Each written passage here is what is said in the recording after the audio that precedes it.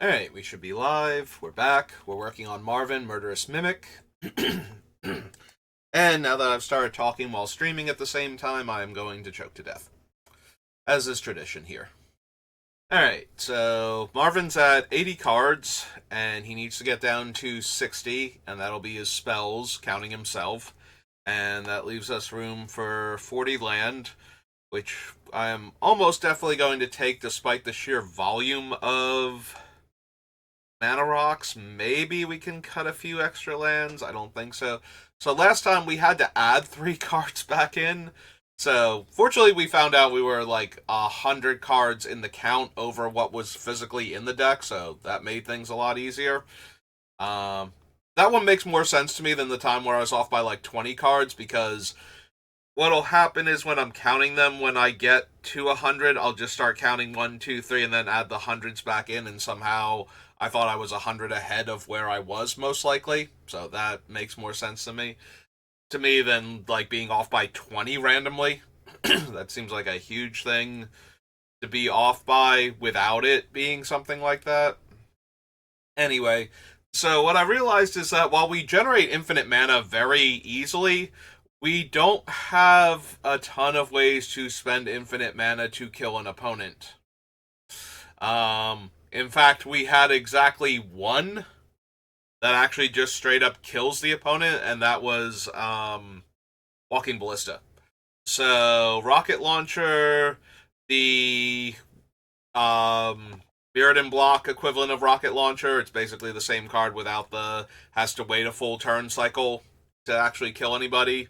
And I think I had a Viridian Longbow, since infinitely untapping Marvin would give us infinite damage at that point.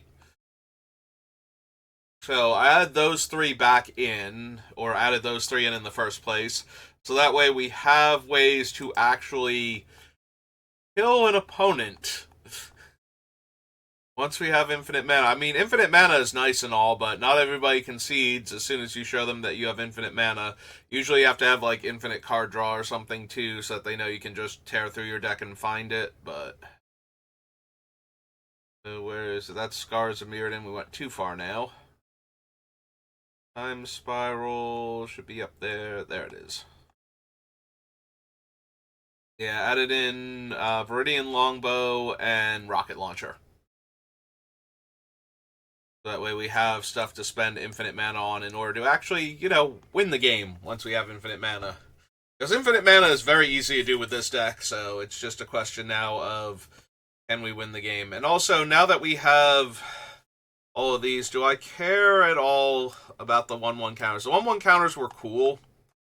They were a fun thing the deck is doing, but if I can infinitely untap Marvin and have access to infinite mana, do I need... Like, obviously we keep Walking Ballista. I don't think Walking Ballista goes anywhere. Nor does the Soul Cauldron, because it's doing a completely different thing. But the rest of the 1/1 counter stuff, so we would lose Triskelion, Devour, Mindless Automaton, Power Conduit is 1, 2, 3, 4. Guidebot's 5. Overseer is 6. We keep the Glean Crawler because it's untapping. That would knock 6 cards off the list.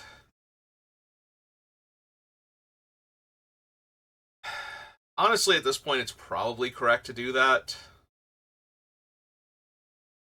I think with how much mana we can generate, like, we don't need any of these. It did let us do some other fun stuff involving using the 1/1 counters, and, like, Phyrexian Devour basically kills our opponents if they don't have infinite life. Like, I guess the biggest issue is that we don't have a particularly high casting cost. A lot of our stuff is in, like, the 4 and 5 range. So you figure we have 60 spells.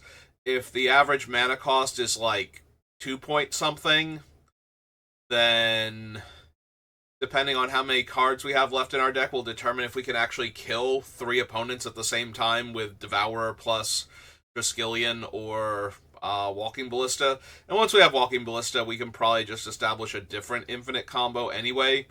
So we're back on Devour plus Triskelion as the win con. And I'm starting to think that, yeah, maybe we can lose all those cards then and just focus on one main way to win.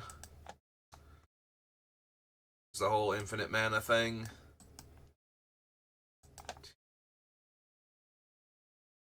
Actually, I don't know why I'm bothering to kill the space in between, because we're going to get rid of this entire list.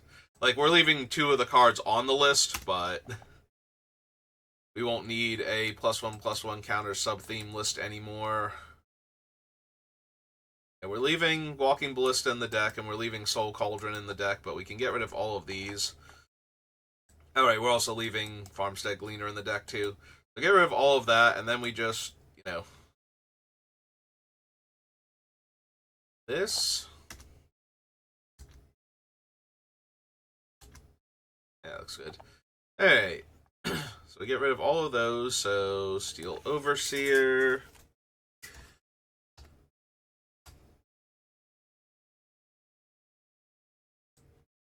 Is 1. Tawashi is 2.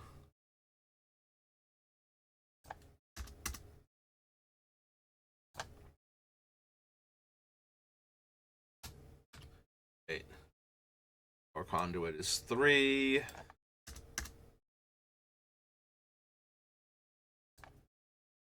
Mindless is 4. Power is 5.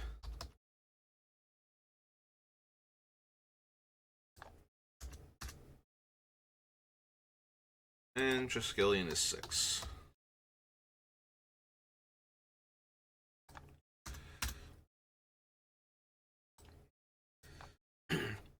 Alright, that brings us down to 74.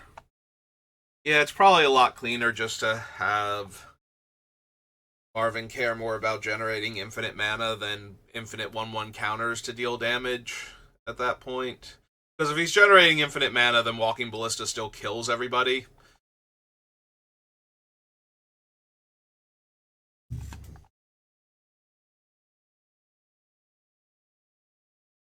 And it's not like generating infinite mana without something along those lines is going to do any good for us, so.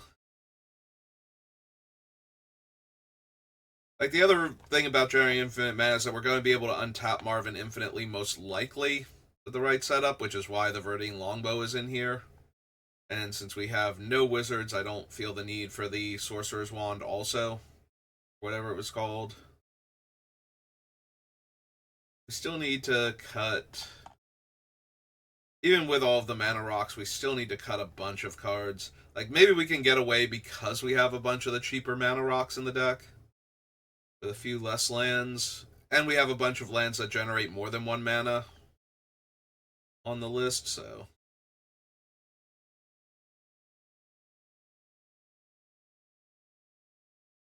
We need Karn. Karn's kind of essential. Grim Monolith, Junk Diver, Metal Worker, Dynamo,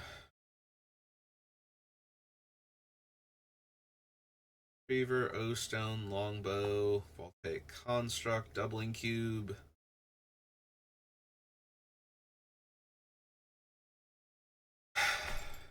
So for Doubling Cube to work, need to have something like 5. We have 5 mana floating. No, because 5 mana... How much mana do we need for Doubling Cube to actually be able to go infinite? So...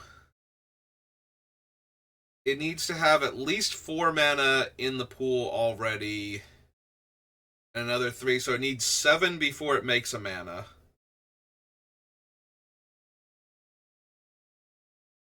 Yeah, maybe Doubling Cube needs too much mana to go infinite. Like, we are definitely capable of generating that amount of initial mana, but we need... If it's not Great Creator, if it's Silver Golem, which it kind of needs to be Silver Golem, or we need another source to untap Marvin, because we have to turn Doubling Cube into a creature, which costs mana from Silver Golem, and in order for Marvin to have an untap ability, we either need Galvanic Construct in play, or we need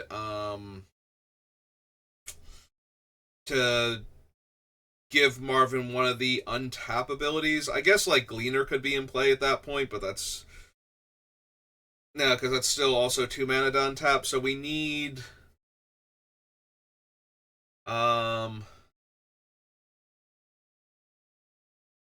we need 4 mana. We need 7, 8, 9, 10. We need something like somewhere between 10 and 12 mana in order for Marvin to be able to go infinite with Doubling Cube and a way to untap him.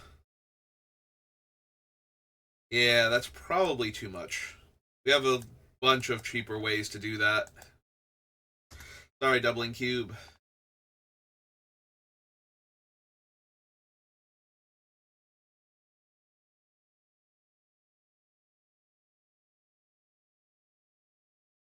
I guess with all the other ramp, but that is a way to shuffle. I'm still trying to keep Sensei's Divining Top in with the other one. We did cut a whole bunch of lands, including all the fetches, but maybe we get like 2 or 3 fetches back in, and like. But the problem is that if we do the land count, I think we only had room for like 10 or 12 basics, so that starts to get a little tight if we don't cut it down to 40 or 40 spell, not 40 spells, 60 spells, 40 lands exactly. So problem is top is still so good with the Mystic Forge that I really don't want to cut it if I don't have to.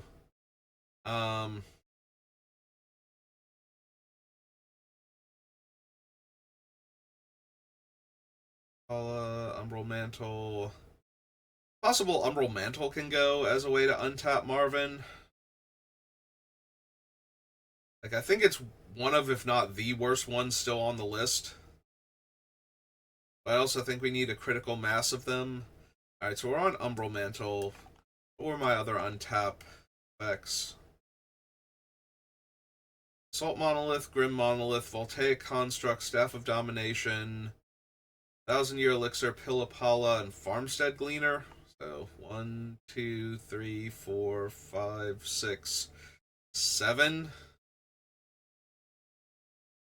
And Grim Monolith is probably the worst one, but it's a mana source that ramps me, so we're not getting rid of that one just yet.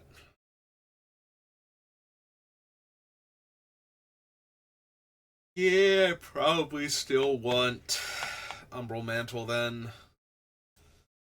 Alright, let's go back up to where Umbral Mantle was before. Yep.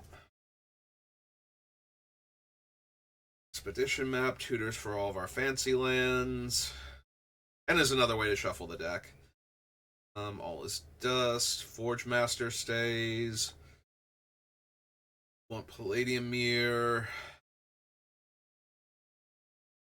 If Spine doesn't stay, it's going to become Scour from Existence anyway, so not too worried about that. The other option is to make it the Goblin Firebomb,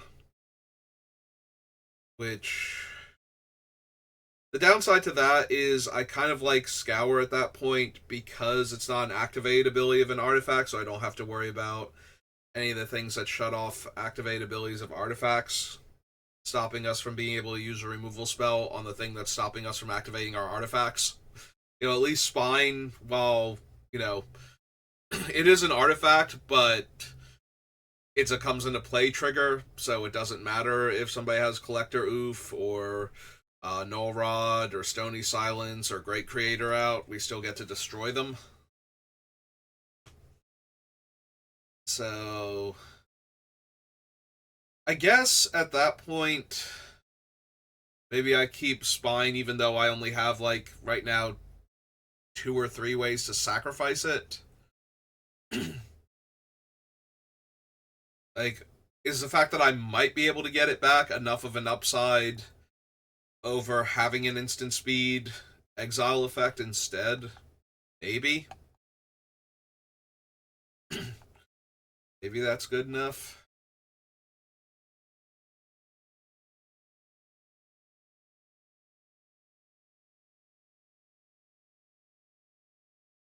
I want to keep the Hedron Archive. Keeping Ceaseless Hunger for right now, for a lot of the same reason that we have all the other stuff on that I was just talking about, where it's just like, I just need to be able to kill certain things regardless of what's going on. I need to not have to worry that, Mother of Machines or one of the anti-artifact cards is just going to shut off some of my cool effects and I'm just not going to be able to do anything. So I guess Mother of Machines isn't that bad for our deck. Most of our things are not comes into play abilities. They're activate abilities and death triggers. But we do have a couple. So we might have gotten rid of enough of them that she's not even a thing anymore. So I do still worry about all of the null rod effects though. I think those are, like I said in some of the other ones, Marvin's like a very high power level, so I would not be surprised if I'm playing against decks that pack those cards because of the high power level that those decks are anticipating. So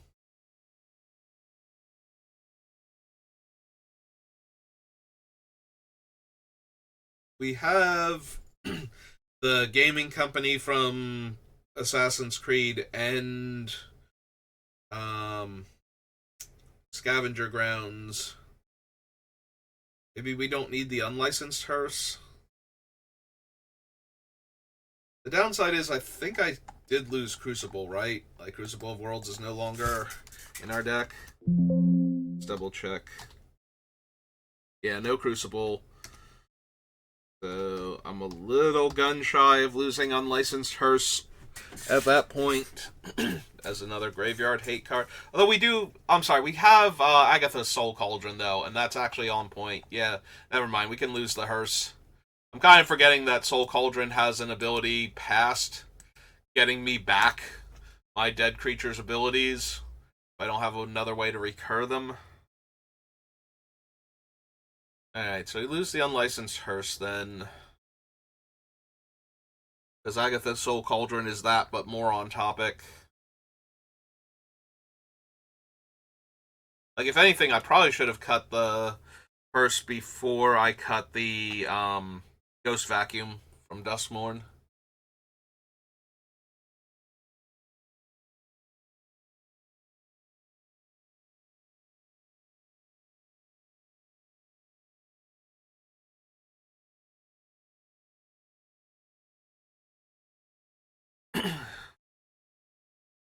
Alright, so obviously Marvin is critical to the deck.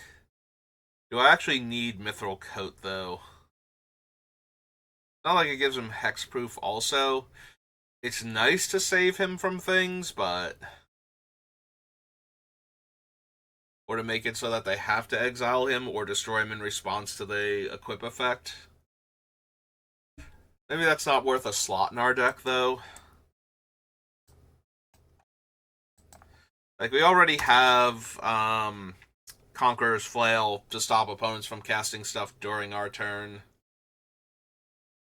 Oh, that was something. I keep missing that I have this. The Earring Crag is also in the deck, and that is a 2-mana mana rock. Does Earring Crag enter tapped? I don't think it does. I think that was one of the things about it, why it was... oops. Earring Crag.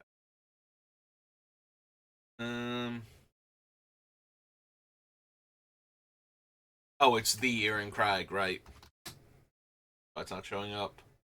Yeah, so it's an untapped mana rock. The fact that it turns into a weapon, if I want it to, is completely negligible. At no point in time do I care. So...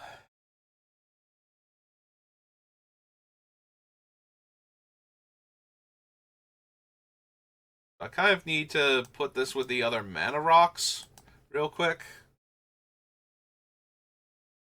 And then see if we can cut another mana rock because of that.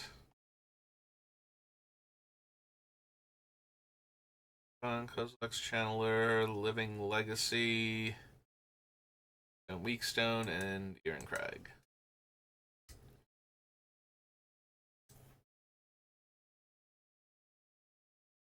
Because I don't think we need it. Like, we're keeping the Mind Stone because it lets us draw a card eventually.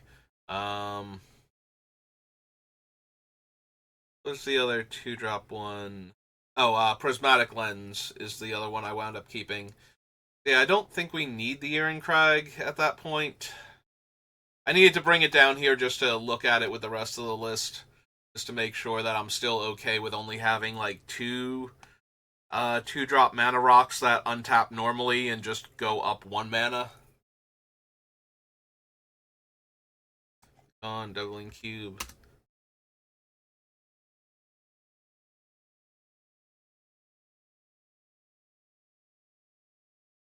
Yeah, I think that I am. Okay, so I think we do cut it, and then we go find it again and get it off the list.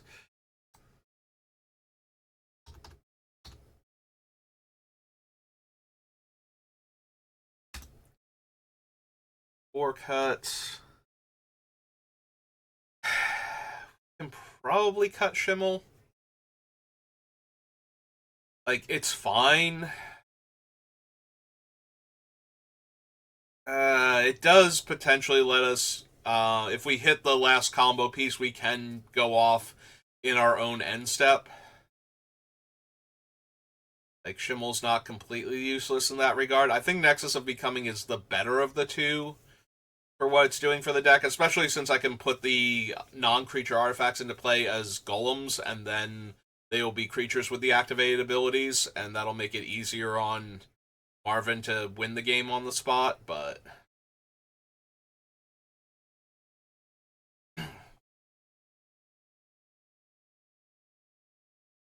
And the best part is, thanks to a lot of our mass removal stuff and whatnot, and actually our removal in general just being so expensive, there's a very real chance that when we discover with Schimmel, we won't hit any of that stuff. We'll actually hit things that are potential combo pieces.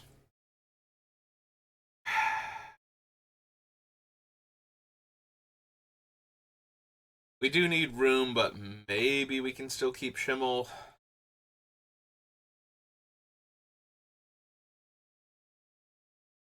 Stick Forge, Farmstead Gleaner. I don't think I've cut enough constructs where Recombiner has lost its edge. Like, there were so many on the list that were actual combo pieces that thing could go tutor for that I can't imagine we're going to be able to get rid of it.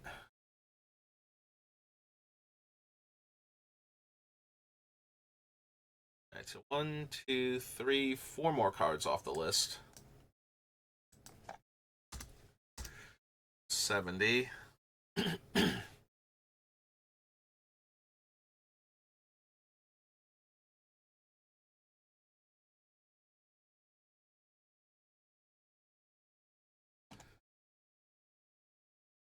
We start from the bottom and work up again.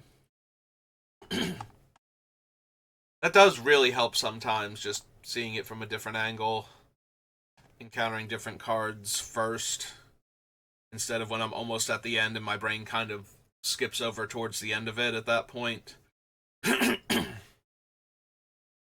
Like, when I was going down the list, my brain just kind of skipped over Skittering Cicada, although I do think it's staying, just to give me more ways to cast spells at instant speed. Maybe I'm putting too much value on that. It does help if we can cast combo pieces during an opponent's end step, so that way we can untap with the mana we need in order to cast the last like spell or two and win the game.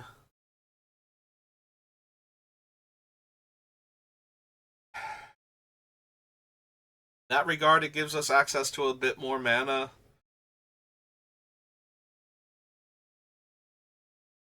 I think the biggest downside to both the Cicada and Liberator is that they are creatures that I don't really care about past the ability to flash things in. Like, if they were non-creature permanents, if it was a colorless enchantment and an artifact for Cicada and Liberator, respectively,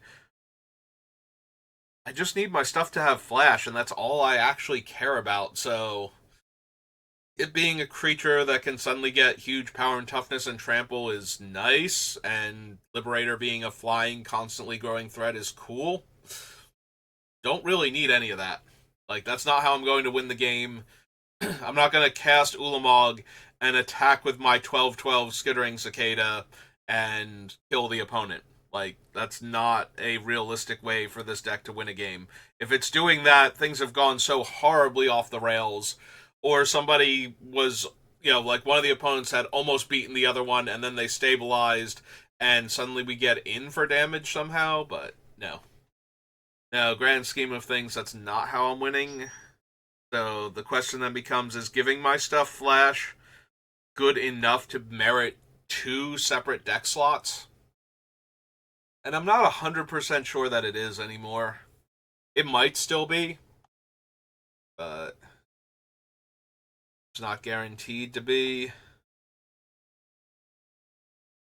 I really don't want to cut Null Elemental Blast. As somebody who jams gold mass removal spells into every 2-color deck that matches those color pairs, I really don't want to lose Null Elemental Blast. Kozilek's command, just too good as an instant speed way to exile a creature. Recombiner tutors too many things. Gleaner's a combo piece. Gorgeous, probably too much card advantage. Trading Post is A, one of our few sack outlets that we have, and B, a way to get back our important artifacts that have died, which is 90% of the deck at this point, so.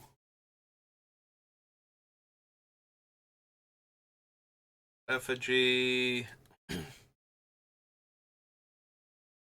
Nexus of Becoming too good. Lava Spur Boots. Marvin has to be able to gain haste, and I think we only have like 2 or 3 ways left on the list. We definitely have Lava Spur Boots and Lightning Greaves are both still on the list. But, in fact, I just wandered past Swiftfoot Boots because I got distracted by Trading Post and didn't even acknowledge them. So, Marvin has to be able to gain haste, otherwise we need the 2 ways to flash him in. Yeah, that might be the biggest argument for keeping Liberator and Cicada, is that we can flash Marvin in at the end of the last player before us's turn, so that way Marvin can actually activate tap-activated abilities on our turn. We need Marvin to be able to do that, otherwise the whole deck kind of falls apart. If Marvin doesn't have haste or loses Summoning Sickness some other way. Oh, that's the other one. We have the 1,000-year elixir. So we have the 3 that will effectively give Marvin haste and 2 ways to flash him in. We probably need all of that, honestly. So we have War Room to draw cards. We have Nexus of Becoming to draw cards. We lost the Mindless Automaton because we lost all the 1/1 counters, matter stuff, and the Tawashi Guide Bot. Staff of Domination can let us draw cards, but it's kind of expensive. Although it's still a card draw thing, and it borders on an engine anyway, so. Excuse me. Like, it itself is not the engine, but once we can animate it, Marvin can turn it into an engine by untapping himself. And then we can effectively draw all the cards that we need. The One Ring is a way to draw lots of cards, especially if we can animate it. And we do have a couple ways to sacrifice it too before the burden counters get out of hand, so. Mightstone and Weakstone can draw cards.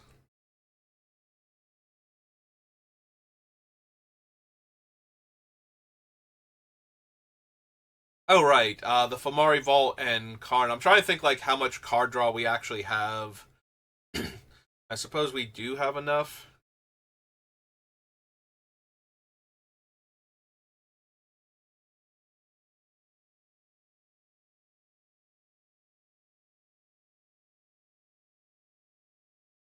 Yeah, Forsaken Monument has to stay.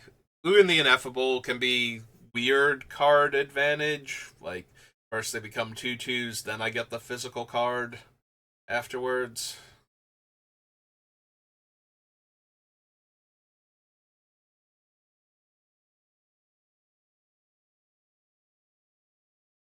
Gator, Lista, Scrap Trawler, Workshop Assistant. I have a hard time cutting a card like Foundry Inspector when literally everything in our deck is an artifact, except for, lands, and what are we down to? Less than 10 Eldrazi spells, I think?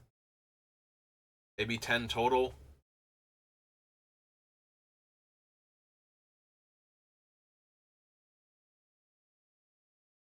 Channeler, Hedron Archive, Ugin, Bracers, Braided. It's possible we don't need the Mirror Welder and Agatha's Soul Cauldron. They're kind of the same card in that both of them let me exile a card from my graveyard in order for Marvin to gain access to its tap-activated abilities. Oh, but Mirror Welder can hit, like, the non-creature artifacts. So yeah, maybe Mirror Welder has to stay in also. Like, Agatha's Soul Cauldron only gives my creatures the activated abilities if I exile a creature with it, right?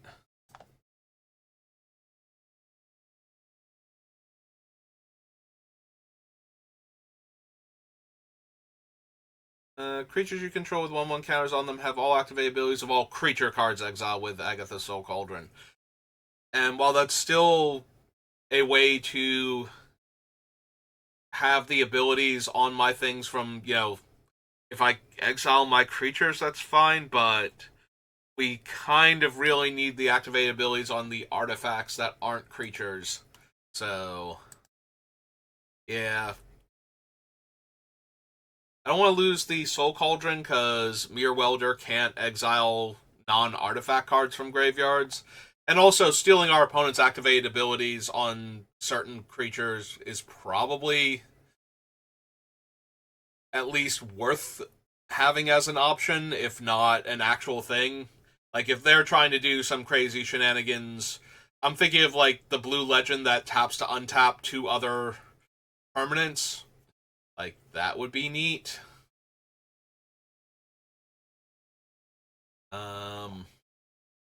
But things like that. If they're trying to ramp that way or do a combo with things, or they just have a really powerful activated ability that we would not otherwise have access to, giving that ability to Marvin and to any other creature I can put a 1/1 counter on, probably a thing that I would least like to have as an option in the deck. Also, it's another piece of graveyard hate, which was why I cut the other thing instead, so we gotta keep Rings of Bright Earth. There's too many non-mana abilities that we can copy with Rings of Bright Earth that would let us do stuff. Copying the untap ability on Basalt and Grim Monolith, for example, gives us access to infinite mana. Actually, no, with Grim Monolith it doesn't because it costs 1 more. Like, that gives us infinite twiddles of Grim Monolith, but it doesn't make mana until something else helps it out. But Basalt Monolith, it's infinite mana, and some of like untapping Marvin a second time with certain abilities available to him would also be infinite mana. So, but yeah, I think Rings of Bright Earth still stays. Cloud Key, again, we just name artifact, and all of our stuff magically costs 1 less for the rest of the game. Top I want to keep. Wayfarer's Bauble, Staff of Domination has to stay. Rocket Launcher, Voltaic Construct, Longbow, O-Stone, Mirror Retriever, Grand Dynamo, Metalworker, Junk Diver, Monolith, Power Stone. Arn has to stay. Heartstone staying. Mindstone. All lands. Rocket Launcher. Basalt Monolith. Mana Vault, and Soul Ring. Alright, give me a minute. Be right back. Alright, I'm back. Sorry about that. Alright, so we went through the list from bottom to top and didn't cut anything. I think Schimmel can go. I think we have enough other card draw. It's cool, but it's a bit random. Like, oh, cool. We were at 70. It's the internet's favorite. Did it. Like, there will be times where it will hit something that would actually let us do the combo, and then there will be times where it hits something where it's like, okay, well, now that's in play and vulnerable, and I have to hope we make it to my next turn, so that the other thing I was holding on to because I didn't have the combo pieces isn't in play right now. So maybe. And we have enough other card advantage that we don't necessarily need it. It is nice, though, that it will burn through all of the lands on top of our deck trying to find things, but it could also find stuff like, you know, a Junk Diver when we don't have a combo piece in the graveyard or something, so. Very, very random hit and miss, where it might be better if we were just drawing a bunch of extra cards.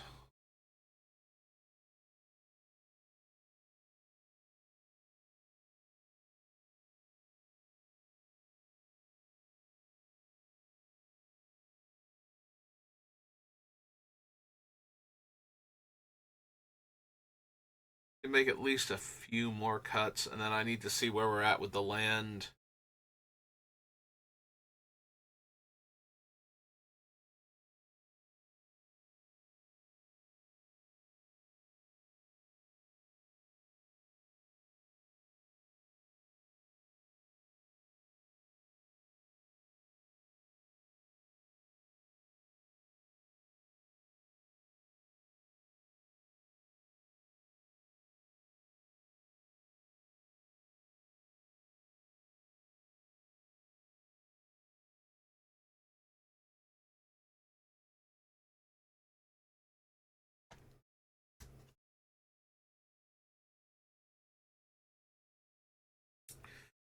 Yeah, I can't really see cutting the Mightstone and Weakstone. Being able to kill a creature or draw 2 extra cards and have access to more mana.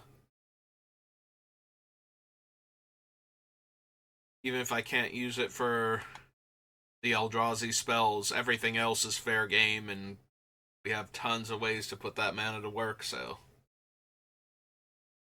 And not enough ways to kill things otherwise. Between the two.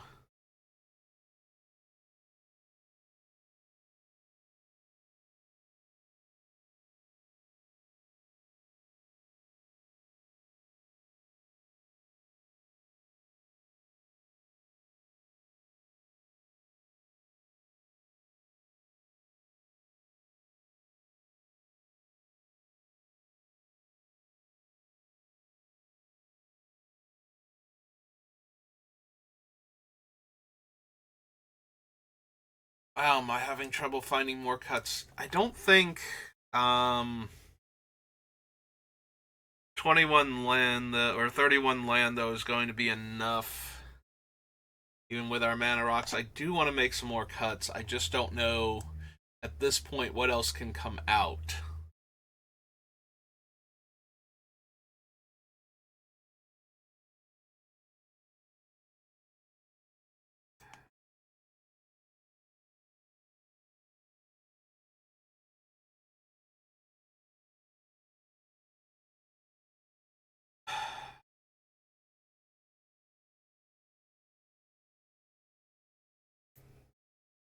Maybe Scrap Trawler. So the problem with Scrap Trawler is that we don't sacrifice a lot of our artifacts to begin with. So, but if people are killing our artifacts, they kind of have to kill the Scrap Trawler first. If they're not using mass artifact destruction, otherwise we just get the other things back.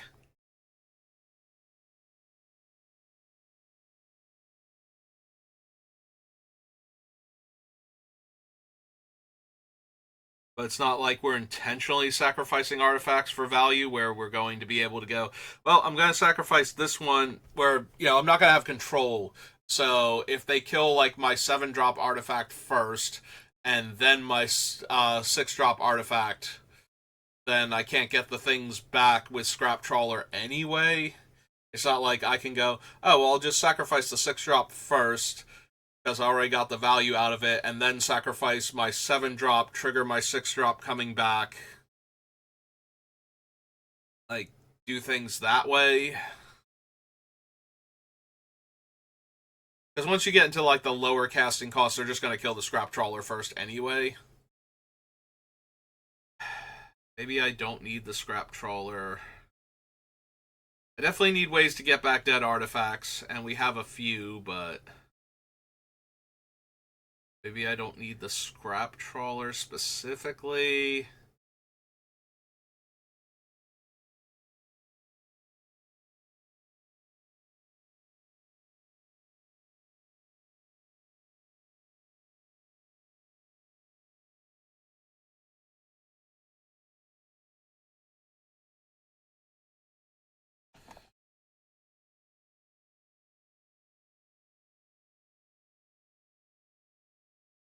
Dust, Forge Master has to. I mean, Forge Master doesn't have to stay, but being able to turn like some mana rocks and the Forge Master itself into one of the combo pieces that we're missing seems too good not to have access to.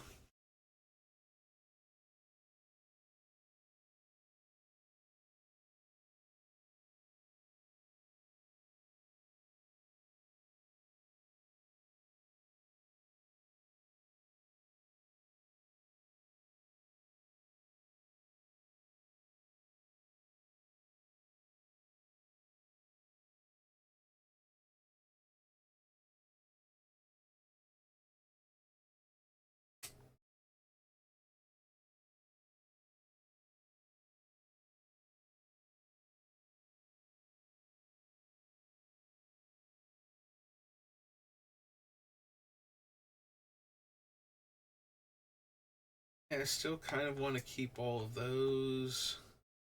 Tree Inspector, Shop Assistant, Scrap Trawler.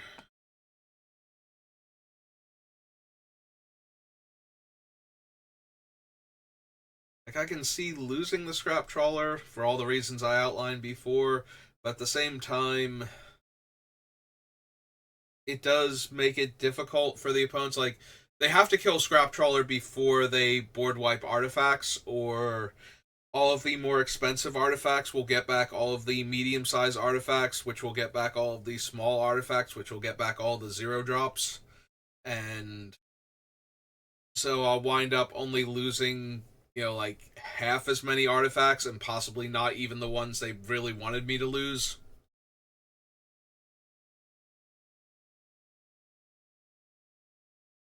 But that's well, I was gonna say that's kind of true with the other ones, like with the Junk Diver and the Beer Retriever, but I'm only getting back one, regardless of how many they destroy, whereas Scrap Trawler means I'm getting back like half or a quarter of them or something, if the casting costs line up properly.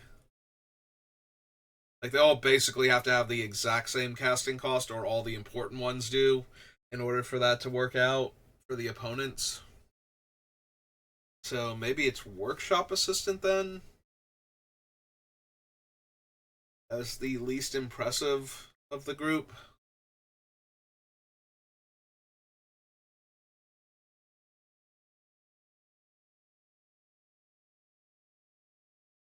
And it's Scrap Trawler, Junk Diver, um, Mirror Retriever, and then we have like um the Buried Dig Site or whatever that can sacrifice to get an artifact back, and Trading Post. Maybe that's enough. I don't need the Workshop Assistant then. If I was intentionally sacrificing my artifacts, like the Scrap Trawler and the 3 of these things all at the same time, is something that I really can't get away from, but if I'm not doing that, then maybe I don't need all of them. It's also possible I add in that one terrible land that mills me for and then puts the artifact from my graveyard on top of my deck. Just as a way to get back important things from the graveyard at that point and only take up a land slot. God, that thing is so bad, though.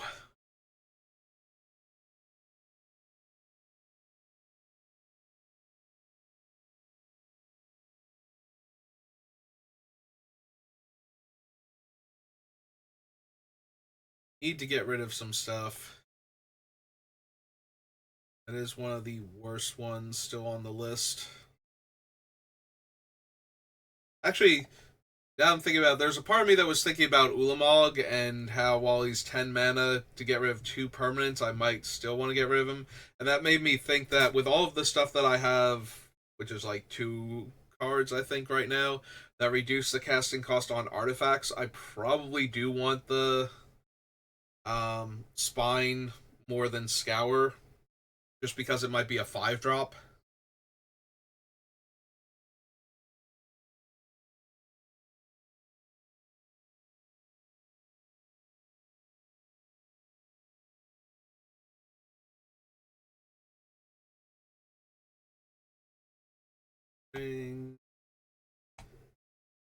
One ring stays. One ring is hilarious with our commander, and I don't care. I want to do that. I want to turn the one ring into an artifact creature and have Marvin just tap to draw cards.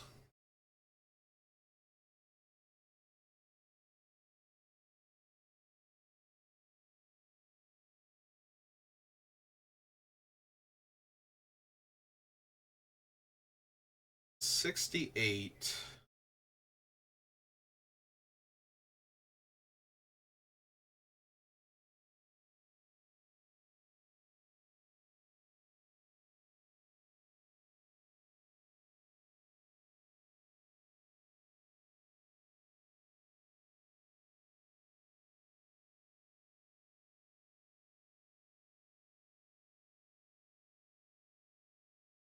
Okay. Get rid of Workshop Assistant. That brings us down to 68. Um.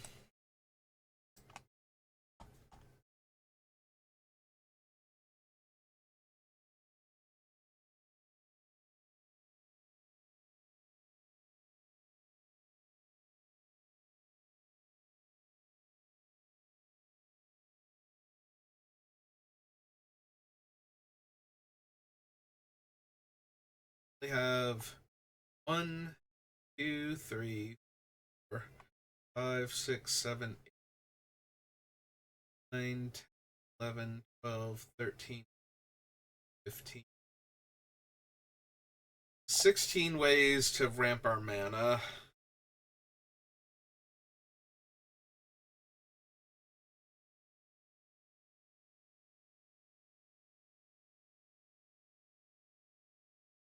I'm wondering if we can lose the Hedron archive. Real quick, we were at 68, right? I did actually, yeah, I bumped him off the list. Alright, before I mess that up.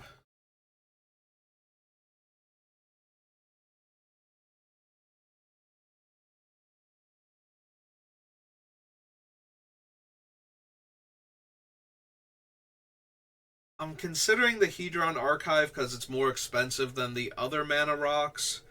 Only gives us 2 instead of 3. So animating it is less impressive. And the card draw is nice, but we have other card draw, as I established before, so maybe that's like one of the worst of the mana rocks.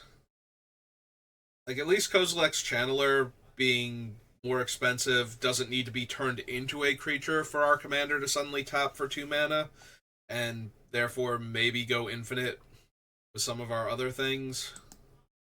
And it makes it easier because we don't have to animate the thing that is a mana rock now.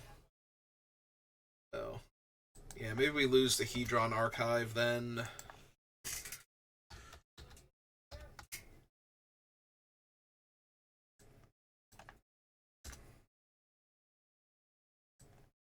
Brings us down to 67.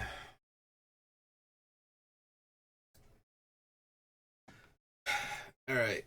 What else do we have down here in list land where things overlap? Glowstone, All Is Dust, Spine. Unliberated, Ugin, Ceaseless Hunger, Warping Whale, Effable, Introduction, Lightstone, Weakstone, Brittle Effigy, Kozilek's Command, Null Elemental, Desecrate, Confluence.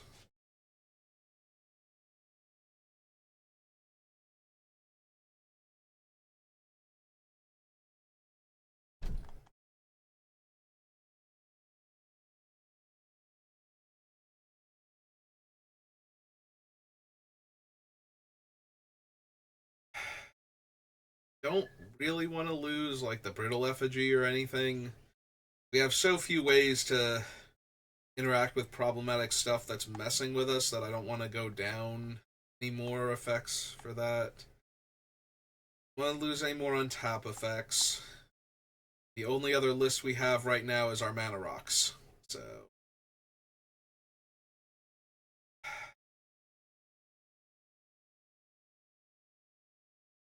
don't really have a ton of cuts we can make there either.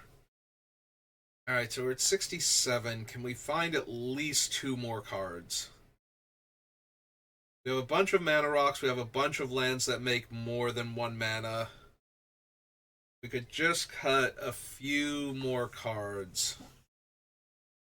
Probably have our deck.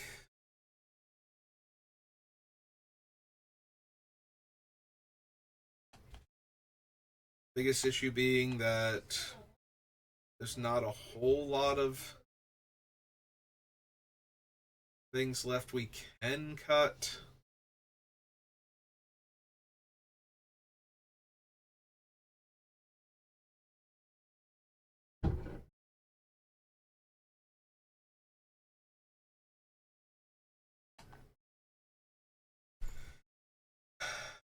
Guess if we lose the bauble, we can put in other.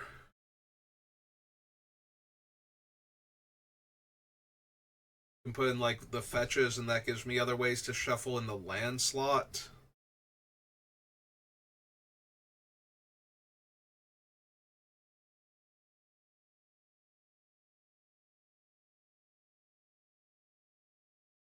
That way we get to keep Sensei's top.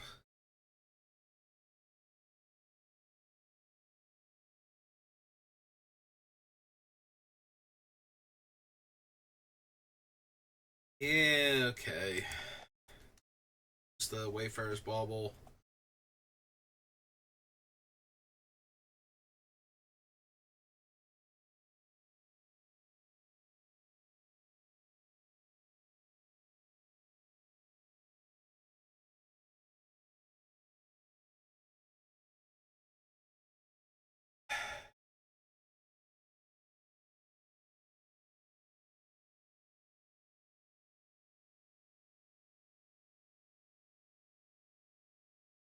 We definitely keep Expedition Map.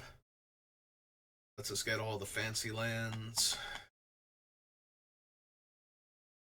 It's gotta stay. More card. One more card. I will consider the deck done. Going this light on lands, do I need to cut Ulamog? 10 drop. Real quick. My removal package. Glowstone, All Is Dust, Spine, in. Yeah, I think if we're going lighter on lands, even with all of the mana we're capable of generating, it might actually be Ulamog then.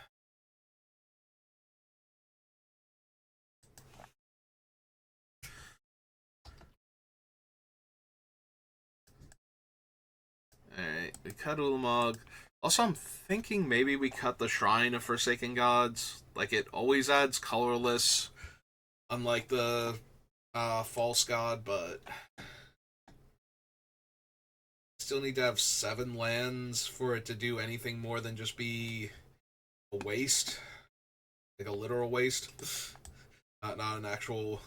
And this way it would free up 1 more land slot. Okay.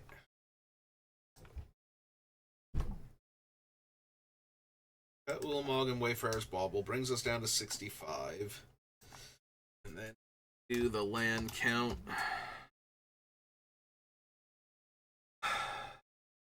Says we have 29 right now. Which we only have room for 35.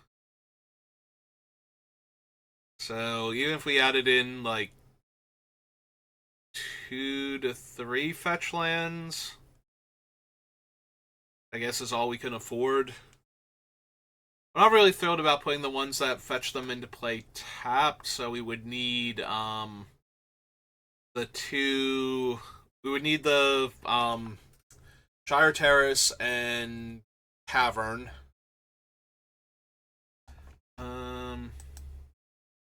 See. We go to here. We go.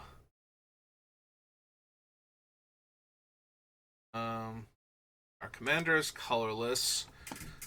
Type line is land. And the text is search my library.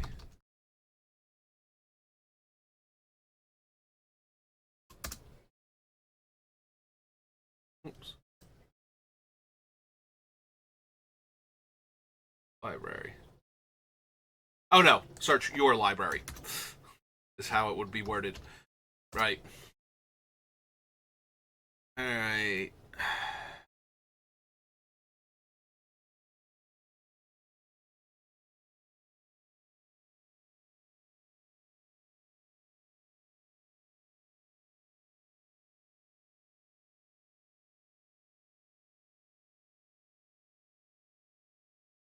Don't really need Demolition Field. Fable Passage can put it into play on tap, so that might be an option.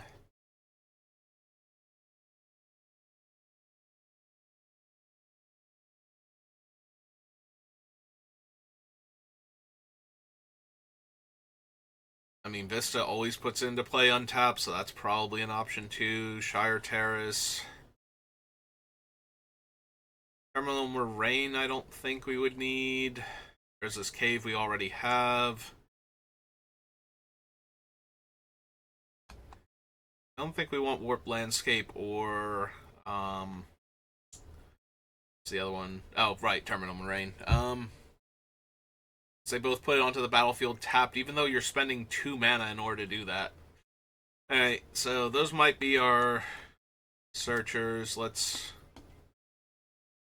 make sure we can't cut any more lands from up here.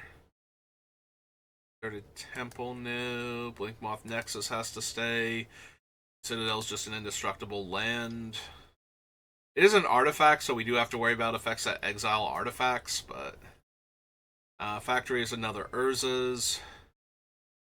Suva.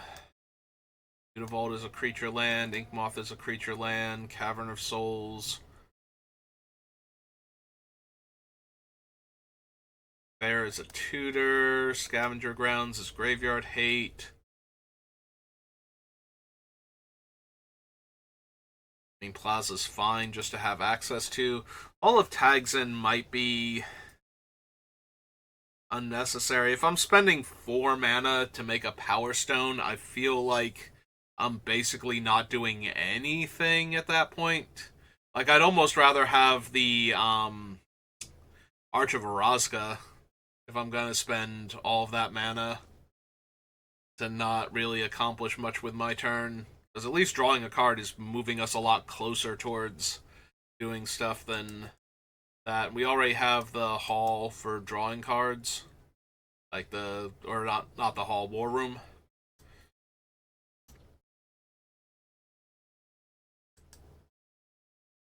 Archway is staying. Fomari Vault definitely stays. Buried Ruin has to stay. Urza Saga gets me Soul Ring, Mana Vault, Sensei's Top. It is an Urza's land, but it goes away, so it's not like the Urza's Factory or Workshop rather. Urza's Workshop can actually use it for extra mana for more than like a turn or two most.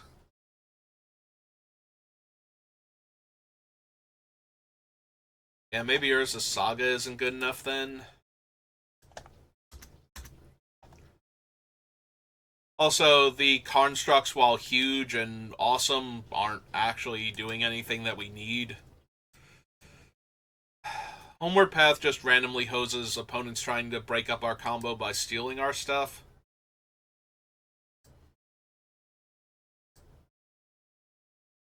Which is fine. Alright, so now we're down to 27. Plus... So, 60, 80... It's 92, so we have room for 8. So, 3 fetch lands, 5 wastes. Not thrilled with that. I kind of want to lose like 1 or 2 more.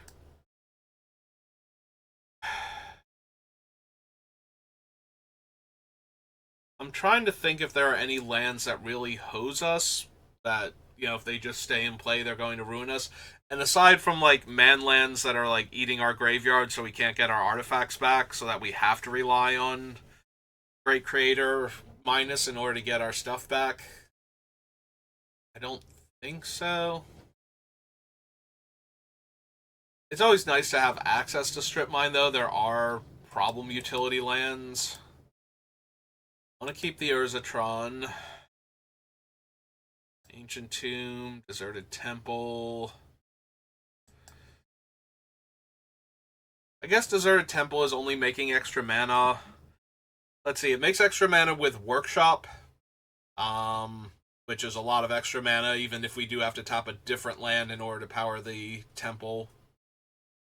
The one Urza land.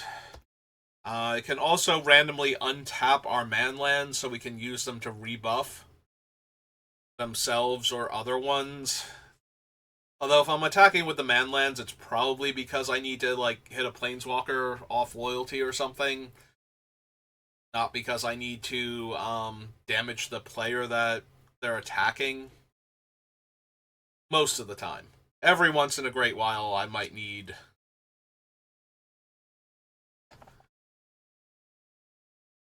to actually deal damage to a player, but that's, again, that's one of those things have gone horribly off the rails.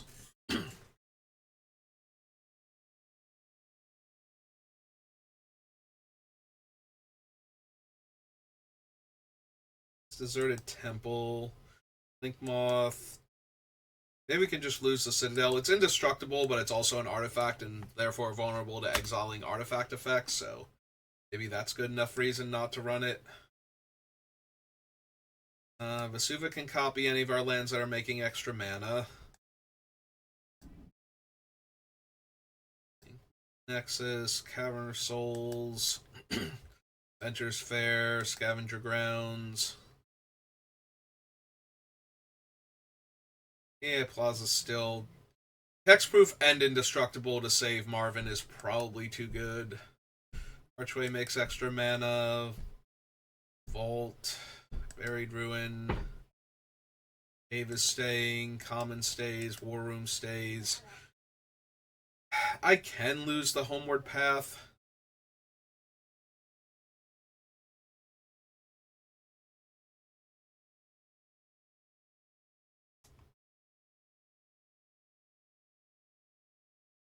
Like, Homeward Path is kind of corner case for us. So, yeah, I suppose we can lose it.